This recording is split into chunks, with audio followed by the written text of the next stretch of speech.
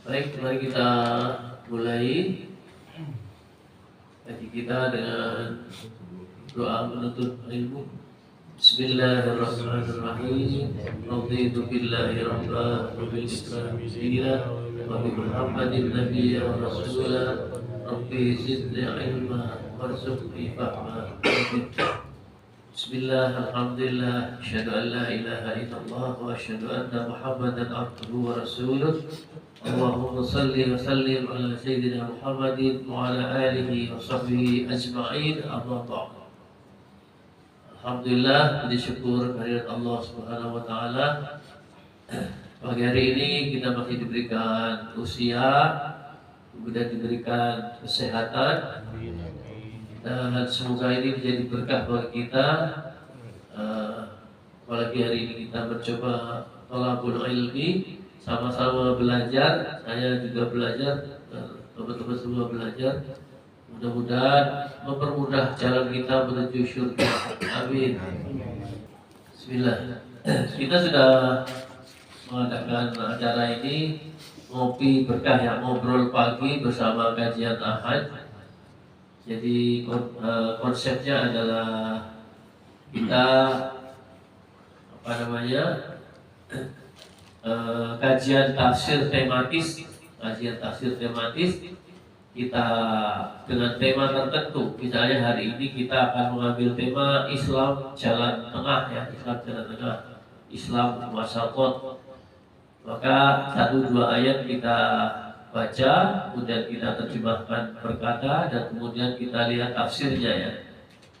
Tafsir yang kita gunakan referensi tafsir Ibnu Katsir.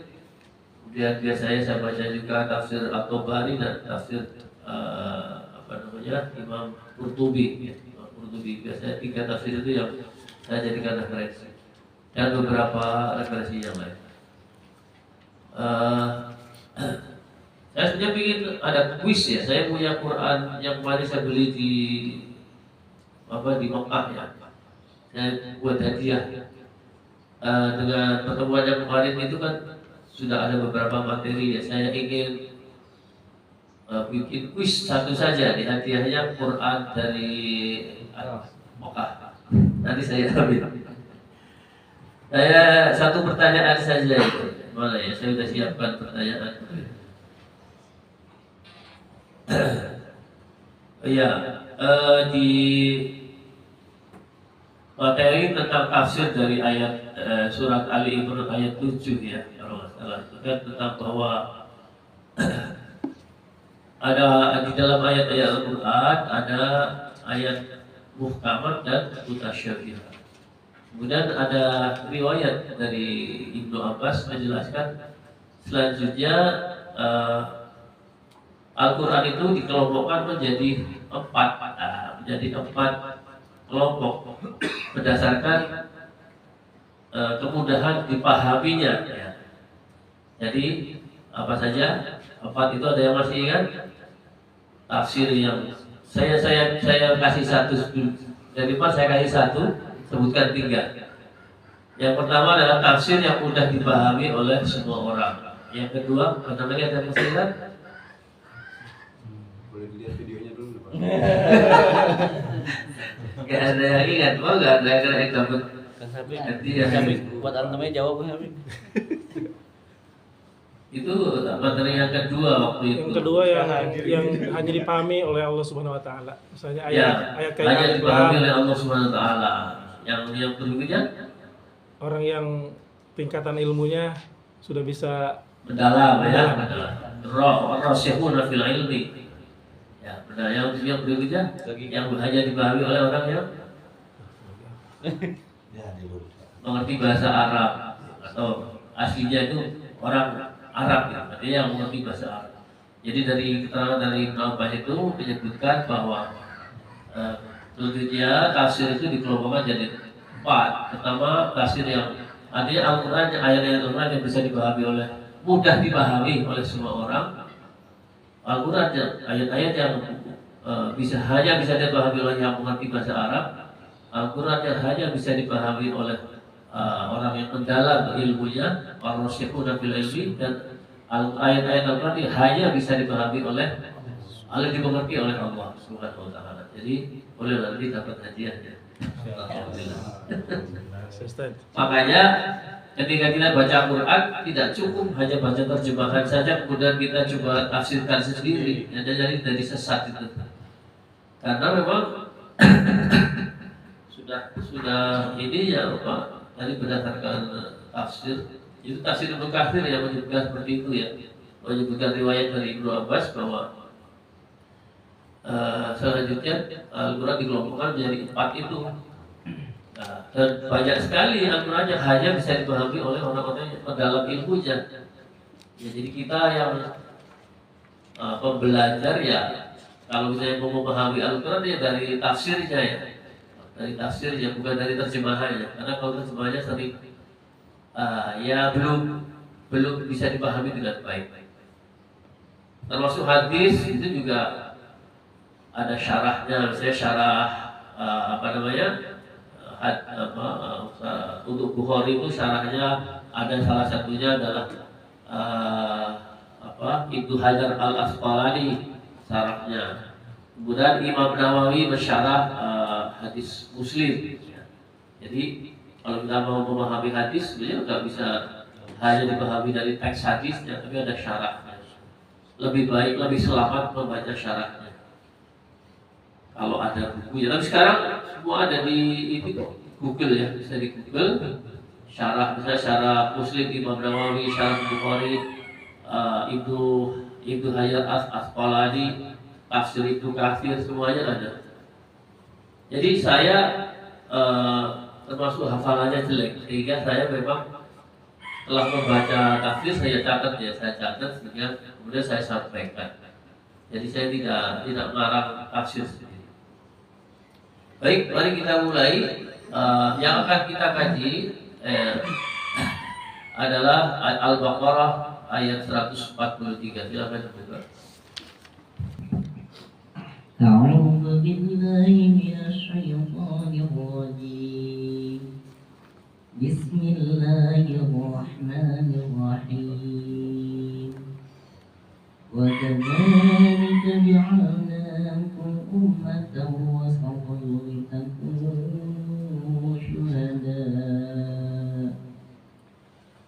لتكونوا شهداء على الناس ويكون الرسول عليكم شهيدا وما جعلنا القبلة التي كنت عليها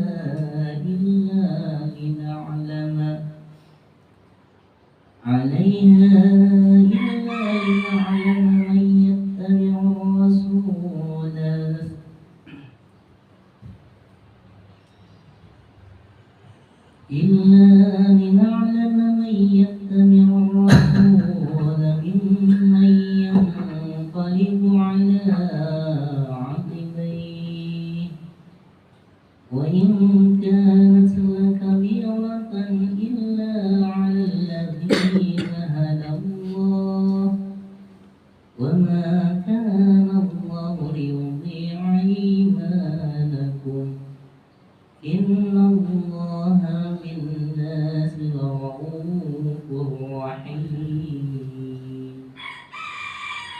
Alhamdulillah. صدق الله العظيم. Alhamdulillah, hatur nuhun, mudah-mudahan jadi amal soleh bagi yang membaca maupun yang mendengar. Baik, kita terjemahkan perkata yang selanjutnya. Wa kadzalika. Itu ada wa dan kadzalika. Ada 3 kata wa, kadzalika. Wa artinya apa? Dan ka seperti dzalika itu. Dan seperti itulah. Maka ada terjemahan biasanya dan demikianlah. Tapi sebenarnya aslinya dan seperti itulah. Ja'alnakum. Ja'alna itu ada 3 kata. Ja'ala nakum.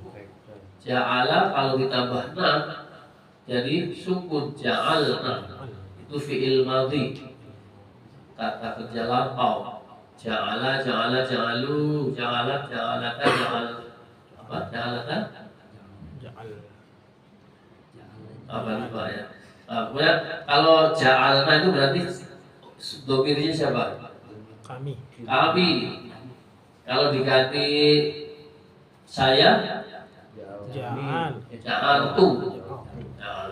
Kalau kamu ja'alta. Ja'alta, ja'altuma, ja'altum, ja'alti, ja'altuma, ja'altunna, ja'altu, ja'al. Nah, jadi ja'alna artinya kami telah menjadikan. Ja'ala itu menjadikan. Ja'ala telah menjadikan. Nah, kami telah menjadikan apa? Kamu sekalian. Umatan, ya, umatan ya umat. Bisa berarti bangsa, bisa berarti umat. Sekarang wasaton. Wasaton itu makna lafalnya adalah pertengahan. Jadi pertengahan, kemudian persis di tengah, sedang-sedang saja. Ya, jadi istilah wasaton itu makna kamusnya adalah pertengahan. Tidak ke pinggir, tidak ke pinggir kiri, tidak ke pinggir kanan, tapi pertengahan. Wasaton. Dan demikianlah dan seperti itulah kami menjadikan kalian sebagai umat yang pertengahan. Nah, nanti ada tafsirnya. Wasaton pertengahan itu tafsirnya apa? Nanti ada tafsirnya. Kita lanjutkan. Li takunu, li takunu. Li itu apa artinya? Agar. Kadang-kadang bagi atau milik. Sekarang di sini konteksnya agar. Li takunu, agar kalian semua menjadi, agar kalian semua menjadi apa? Syuhada'a. Syuhada itu jamak dari syahidun. Syahidun jamaknya syuhada'un. Artinya apa? Saksi. Kalau syahidun saksi. Kalau syuhada'un jadi saksi-saksi. Jamak saksi-saksi. Agar, karena kan kalian semua menjadi saksi-saksi apa? Alat nasi, atas manusia. Wa yakuna rasulu, dan rasul menjadi, dan dia rasul menjadi alaikum, atas kalian, syahidan, apa? Saksi. Kalau tadi syuhada adalah syahid. Nah, kenapa dan bukan dun? Nah, nanti yang belajar nahwu tahu ya. Syahidan bukan syahidun ya. Nah, itu namanya i'rab atau akhir kata itu tergantung dari posisi. Alaikum syahidan, atas kalian menjadi saksi. Jadi saya baca sekali lagi. Dan demikianlah kami menjadikan kalian sebagai umat yang wasakon, pertengahan, agar kalian semua menjadi saksi-saksi atas manusia. Wa yakuna rasula, wa sayakun rasulu, dan rasul, agar rasul menjadi alaikum, atas kalian syahid dan saksi juga ya. Wa ma ja'alna, dan di sini wa ma artinya tidaklah ya. Wa ma ja'alna, dan tidaklah kami jadikan qiblata. Nah, qiblata di sini maksudnya Ka'bah. Kiblat arti sebenarnya adalah arah menghadap. Jadi kiblat itu arah kita menghadap, itu namanya kiblat. Yang maksud di sini adalah Ka'bah. Allati, kenapa allati bukan allazi? Karena tak marbutoh. tak marbutoh perempuan ya. Kiblah itu di jenis kelaminnya perempuan. Jadi semua kata dalam bahasa Arab itu ada jenis kelaminnya. Kiblah pakai tak marbutoh itu perempuan, sehingga kata sambungnya atau isim mausul ya dalam bahasa Arab, kemarin baru belajar itu Mas Adil. Isim mausulnya adalah allati, bukan allazi, artinya yang. Kata sambungnya yang, allati bukan allazi. Dan tidaklah kami jadikan kiblah Ka'bah allati kunta 'alaiha ya, Ya kalian, ya kuta itu adalah kalian ya, kuta maaf adalah kamu. Alaiha atasnya, maksudnya kamu menghadap kepadanya ya. Illa kecuali lina'lama, li itu apa di sini? Untuk atau agar. Na'lama kami mengetahui. Aslinya na'lamu, tapi karena ada li maka jadi li na'lama. Jadi li itu membuat isimnya itu jadi salah satu cirinya fathah. Tadinya kan na'lamu, jadi na'lama untuk agar kami mengetahui bayat tabi'u orang yang atau siapa, man itu siapa ya? Man rabbuka, siapa Tuhanmu? Man yattabi'u, siapa yang mengikuti ar-rasulah, rasul mimman dari orang yang qalibu, yang berbalik ya, yang qalibu itu berbalik ala akibaihi ya, ala akibaihi itu kata sebenarnya adalah atas dua tumit, berbalik atas dua tumit itu balik kanan. Tafsirnya mutad, tafsir ya mutad. Tapi makna lafalnya lina'lama man yattabi'ur rasul, agar kami mengetahui orang yang mengikuti rasul mimman yang qalibu, dari orang yang berbalik ala akibaihi atas dua tumitnya, maksudnya itu berbalik menjadi kafir murtad. Jadi ini nanti kita ceritakan ya masalahnya apa. Wa ikanat lakabiratan, dan wa in itu sesungguhnya ya, kanat adalah lakabiratan ya. Peristiwa itu, ini kan peristiwa disuruh pindahnya kiblat dari mana?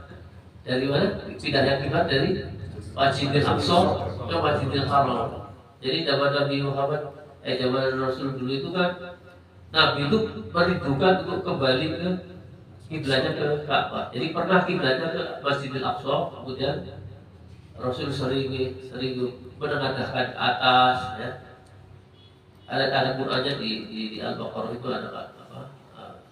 Bagaimana Rasul sering meminta Allah untuk merubah kiblatnya ke Mekah gitu kan. Kemudian dikabulkan, kiblatnya dipindah dari Masjidil Aqsa ke Masjidil Haram. Dan ini untuk menjadi ujian. Jadi ada orang yang setelah pindah itu menjadi murtad. Karena ini apa sih agama kok apa namanya kok pindah-pindah gitu kan ya. Tapi nanti kita bisa baca tafsirnya. Wa ikanat lakabiratan, dan adalah lakabiratan, peristiwa tadi itu sangat besar. La itu sungguh ya. La di situ pendek artinya sungguh, kabiratan sangat besar. Ya, sangat besar.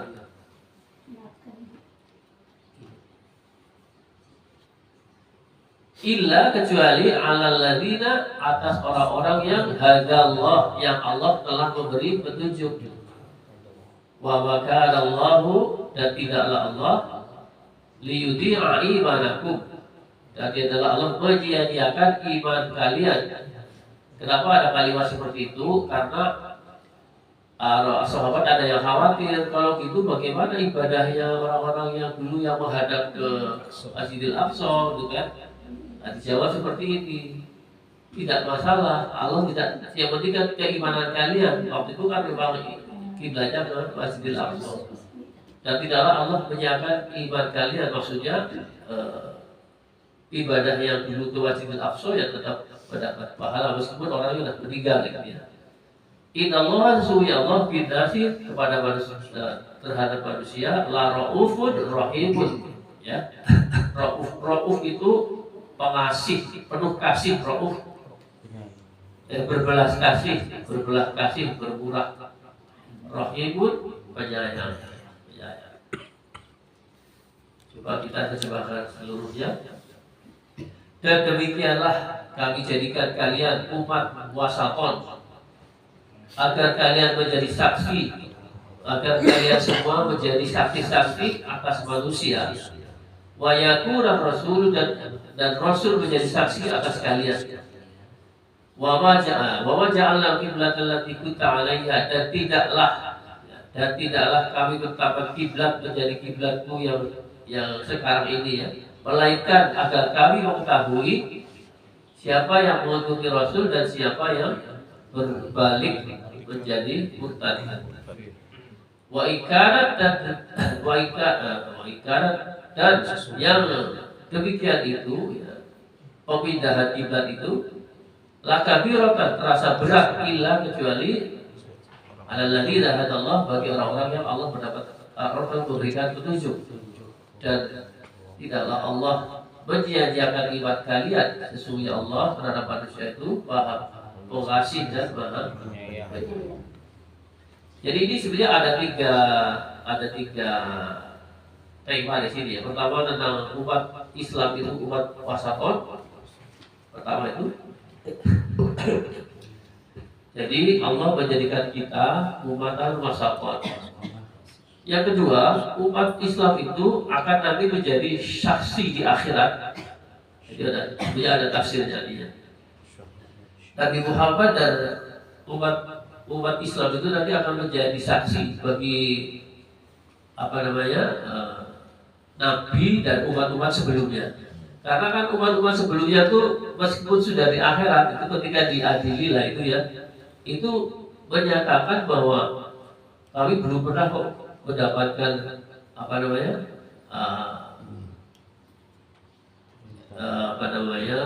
ini coba saya bacakan ya, saya baca. Ini ada tafsirnya begini. Ini dari Imam Ahmad yang meriwayatkan, kemudian sumbernya dari Abu Sa'id Al-Khudri yang menceritakan bahwa Rasulullah pernah bersabda, seorang nabi datang di hari kiamat bersama dua orang laki-laki atau lebih dari itu. Lalu kaumnya dipanggil dan dikatakan, apakah nabi ini telah menyampaikan kepada kalian? Mereka menjawab, tidak. Ini kan cuma untuk ngeles saja ya. Tidak. Maka dikatakan kepada nabi tersebut, apakah kamu telah menyampaikan kepada mereka? Kemudian nabi itu menjawab, ya. Lalu dikatakan kepadanya, siapa yang menjadi saksi itu? Nabi menjawab, nabi yang tadi bersama ini ya, Muhammad dan umatnya. Lalu dipanggillah Muhammad dan umatnya dan dikatakan kepada mereka, apakah nabi ini telah menyampaikan kepada kaumnya? Mereka menjawab, ya. Ya, karena kita mendapat cerita dari Al-Quran tentang nabi-nabi terdahulu. Ya, dan ditanyakan pula, bagaimana kalian dapat mengetahui ini kepada umat Nabi Muhammad? Mereka menjawab, telah datang kepada kami nabi kami, maksudnya Nabi Muhammad, lalu dia menceritakan kepada kami bahwa Rasul-Rasul itu telah menyampaikan risalahnya, yang demikian itu adalah firman-Nya. Dan demikian pula kami telah menjadikan kalian umat Islam umat yang adil. Jadi wasaton di situ artinya adalah adil, agar kalian menjadi saksi atas perbuatan manusia dan agar Muhammad menjadi saksi atas perbuatan kalian. Jadi ini maksudnya menjadi saksi itu maksudnya adalah seperti itu. Jadi nanti di akhirat kita setelah Muhammad menjadi saksi bagi Rasul dan umat-umat terdahulu. Itu yang kedua. Yang ketiga tentang pemindahan kiblat. Tentang pemindahan kiblat dari Masjidil Aqsa ke Masjidil Haram. Nah ini ada asbabul nuzul yang saya bacakan.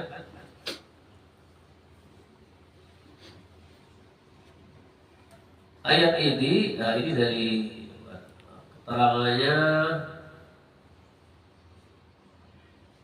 Ini dari tafsir Ibnu Katsir ya.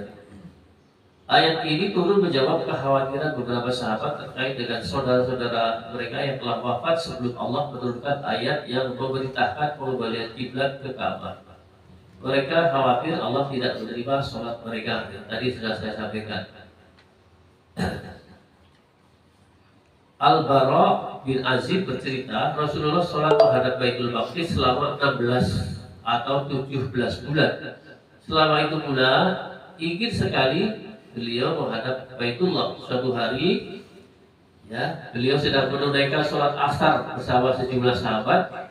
usai sholat seorang sahabat namanya Abbad bin Bishr yang sholat bersama Rasulullah beranjak meninggalkan masjid dan berpapasan dengan sekelompok jamaah yang sedang rukuk. Jadi setelah sahabat ini sholat bersama Rasul dan terjadi peristiwa pengalihan kiblat selesai sholat, si sahabat ini berpapasan dengan sekelompok jamaah yang sedang rukuk menghadap Baitul Maqdis. Maka ia berkata, aku bersaksi demi Allah bahwa aku baru saja sholat bersama Rasulullah menghadap Mekah. Mereka pun berputar mengalihkan arah sholat ke Baitullah. Jadi sedang rukuk, kemudian ada informasi dari sahabat ini, mereka langsung pada posisi rukuk dia berubah menghadap Baitullah. Makanya di Madinah itu ada namanya masjid apa? Yang sudah pernah ke Madinah? Masjid namanya Qiblatain. Qiblatain, dua kiblat. Qiblatain. Bisa nggak sebut kesalahan? Insyaallah bulan ini. Ya kan? Jadi masjid Qiblatain itu ya masjid yang ketika dua peristiwa itu ya pada saat ruku kemudian berpindah ke Ibnu Abbas berkata, ketika Allah SWT mengembalikan kiblat Rasulullah SAW ke Ka'bah, para sahabat bertanya, bagaimana dengan saudara-saudara kami yang telah wafat? Mereka selama ini sholat menghadap Baitul Maqdis. Maka Allah menurunkan firman-Nya, dan tidaklah Allah menyia-nyiakan iman kalian. Yaitu tentang pemindahan Ka'bah. Jadi pertama tentang umat Islam sebagai umat dan wasatun, kedua terkait dengan kita umat Islam dan Rasulullah akan menjadi saksi bagi umat-umat sebelumnya dan Rasul-Rasul sebelumnya, dan yang ketiga ini tentang pemindahan kiblat. Sekarang kita akan dalami tentang bagaimana umat Islam sebagai umatan wasatun. Yang pertama dari Imam Ibnu Katsir dalam tafsirnya mengatakan bahwa Imam Ahmad mengatakan,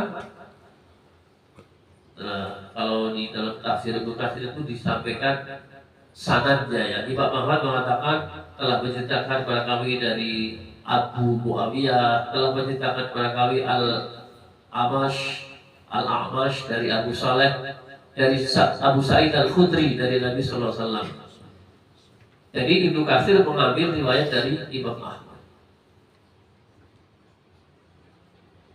Sehubungan dengan firman-Nya, wa kadzalika ja'alnakum ummatan wasatun, dan demikianlah kami telah menjadikan kalian sebagai umatan wasatun, bahwa yang dimaksud dengan wasatun adalah adil. Jadi ini tafsir Imam Ibnu Katsir. Jika kita membaca umat Islam sebagai umat dan wasatun, maka maksudnya adalah umat yang pertengahan, yang adil, yang mampu berbuat pertengahan, tidak ekstrim kanan, tidak ekstrim kiri, tapi di tengah. Sekarang dari tafsir At-Tabari. At-Tabari itu hidup di tahun 2024 Hijriah sampai 310 Hijriah. Sementara Imam Ibnu Katsir itu 700-an Hijriah, ya 701 sampai 774 Hijriah. Jadi lebih dahulu Imam At-Tabari, atau yang dikenal dengan Ibnu Jarir, Imam At-Tabari. Imam At-Tabari dalam tafsir Jami'ul Bayan fi Ta'wil Al-Quran menyebutkan bahwa makna wasatun adalah bagian yang berada di antara dua sisi, jadi pertengahan. Memang makna lafalnya pertengahan. Baginya, kata umatan wasatun bermakna umat Nabi Muhammad adalah umat yang moderat dalam beragama. Ini kata-kata terjemahan bebas ini. Moderat ini kan sudah bahasa sekarang ini.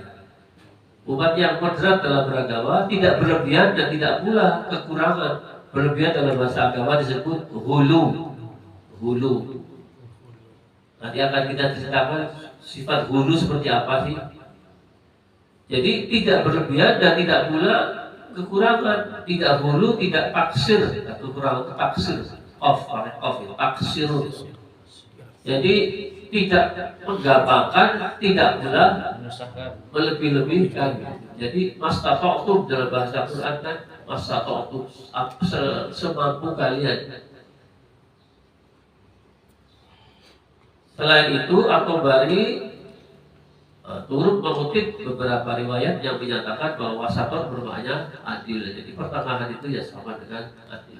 Tidak berlebihan, tidak pula kekurangan, tidak menggampangkan, tidak pula berlebihan.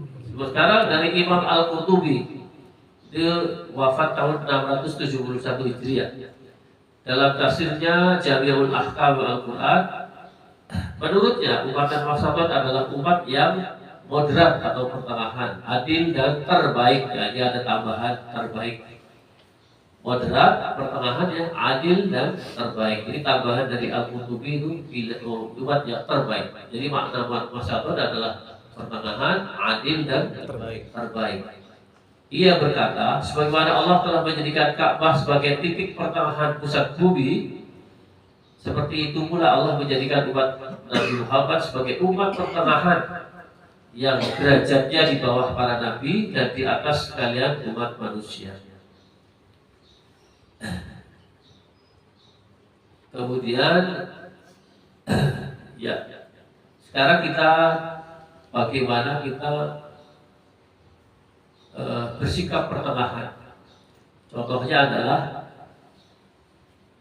yang ada riwayat dari Anas bin Malik, diriwayatkan oleh Imam Al-Bukhari dan Muslim ya. Bersumber dari Anas bin Malik, sahabat Anas bin Malik. Ada 3 orang mendatangi rumah istri Rasulullah. Saya kira ini sudah pernah dengar ya. Sudah pernah dengar saya kira.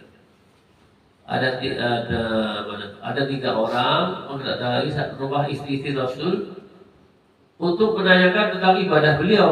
Maka tatkala mereka telah diberitahu, seakan-akan ibadah mereka itu sangat sedikit dibanding ibadah Rasulullah Shallallahu Alaihi Wasallam. Lalu mereka mengatakan, siapa kita dibandingkan dengan Nabi SAW? Sesungguhnya beliau telah diampuni dosa-dosanya yang telah lalu dan yang akan datang. Salah seorang dari mereka berkata, adapun saya, maka saya akan sholat malam terus-menerus, tidak akan tidur. Nah, ini karena melihat ibadahnya Nabi.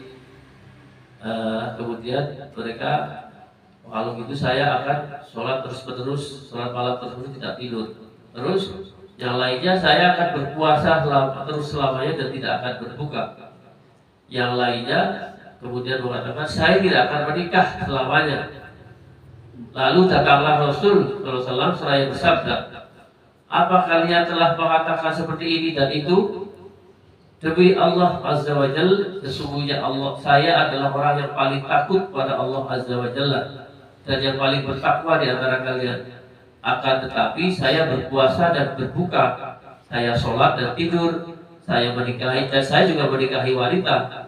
Barang siapa yang benci terhadap sunnahku, maka ia bukan dari golonganku. Jadi malah orang yang seolah-olah tadi ya sok soleh gitu ya, sok kesolehan gitu kan. Jadi sama Rasul nggak boleh begitu. Saya juga nikah, saya juga tidur, saya juga berbuka kalau puasa. Salah satu contoh dari hulu dalam beribadah. Kemudian kalau kita perhatikan ya keterangan-keterangan di misalnya kitab Riyadhus Shalihin ya, itu dalam berjalan saya, berjalan itu Rasul kan tidak dongak, dongak itu bahasa Indonesia. Tidak melihat ke atas, tidak tunduk, tapi juga setengah. Kemudian apa lagi? Dalam masalah makan, kulu wasrabu wala tusrifu. Jangan makan dan minum tapi jangan berlebihan. Apalagi ada yang mungkin ada ingat dari kita itu selalu mengambil jalan begini misalnya. Islam juga tapi jangan sampai salah pemahamannya. Kadang-kadang Islam itu harus seimbang antara dunia dan akhirat. Kan kita ngomongnya gitu, tapi Allah ngomongnya nggak begitu tuh. Tidak bilang Islam itu harus seimbang dunia akhirat, nggak begitu. Hanya kalimatnya kan wabtaghi fi ma atakallahu daral akhirah, dan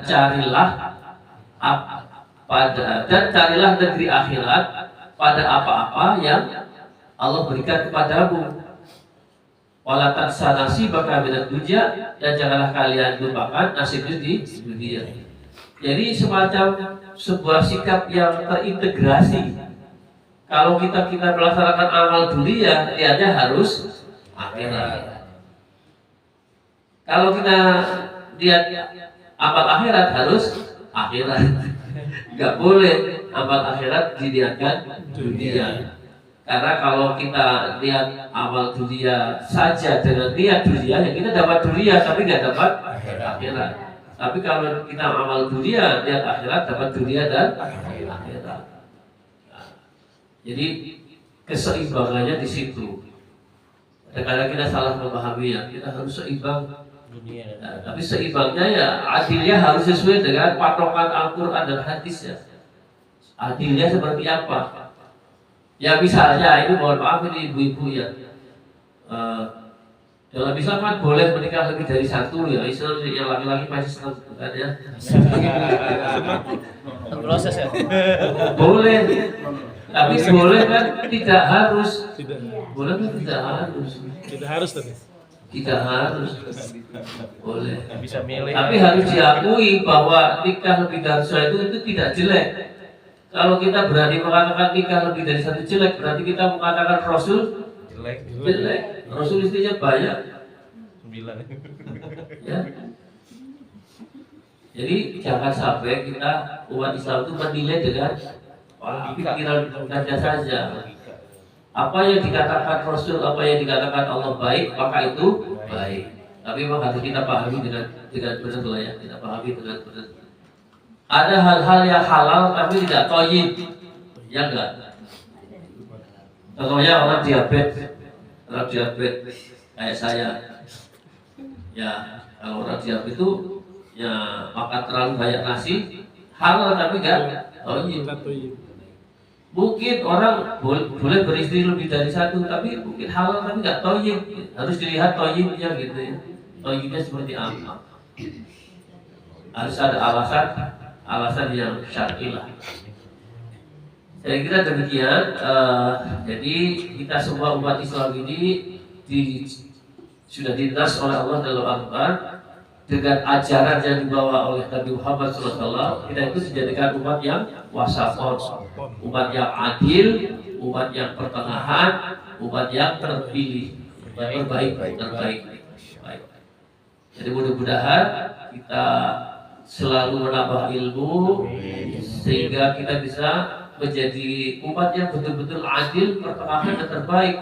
Bagaimana mungkin kita nggak tahu ilmunya kemudian kita bisa jadi umat yang adil, yang pertengahan dan terbaik, orang nggak tahu ilmunya. Maka mencari ilmu itu sangat wajib kalau ilmu syariat, ilmu syariat itu wajib. Saya kira demikian. Kita akhiri dengan doa kafaratul majlis. Subhanallahumma wa bihamdika asyhadu an la ilaha illa anta astaghfiruka wa atubu ilaik. Assalamualaikum warahmatullahi wabarakatuh. Waalaikumsalam.